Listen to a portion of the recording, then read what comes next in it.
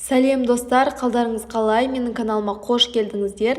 Мен бүгін сіздерге логикалық тапсырмалар дайындадым. Яғни өзіңіз логикалық тұрғыдан қаншалықты дұрыс ойлайсыз, қаншалықты дұрыс шеше аласыз, менің тапсырмаларымнан кейін өзіңізге баға бере алатын боласыз. Олай болса кеттік. Бізге палочкалар, яғни спичкалар керек. Немесе болмай бара жатса, қағаз бен ручканы алып пайдалансаңыз болады.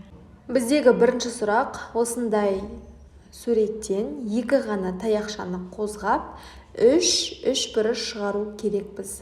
Ойлануға 25-30 секунд беріледі.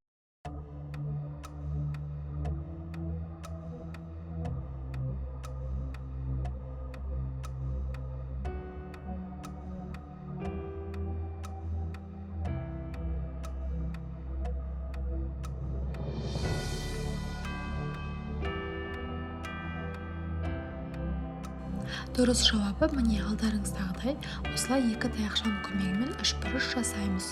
Үшеу шығады. Келесі бізге осындай сурет беріледі. Яғни бұл жерде 5 квадрат бар, ал біз тек қана 3 таяқшаны алып тастап, 3 квадрат жасауымыз керек. Түсінікті болса, кеттік.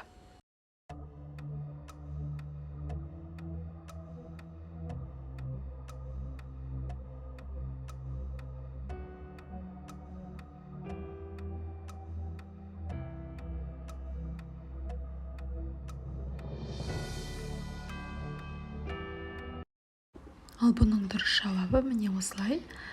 Астындағы және жанындағы екі таяқшаны алып тастайсыздар, сонда бізде 3 квадрат шығады. Сіз дұрыс таба алдыңыз ба?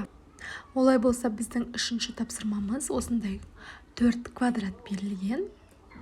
Осы квадраттан біз екі ғана таяқшаны алып тастап, бар жоғы 2 квадрат шығаруымыз керек. Яғни екі таяқшаны алып тастап, 4 квадраттан 2 ғана квадрат құрастыруымыз қажет. Олай болса, уақыт кетті.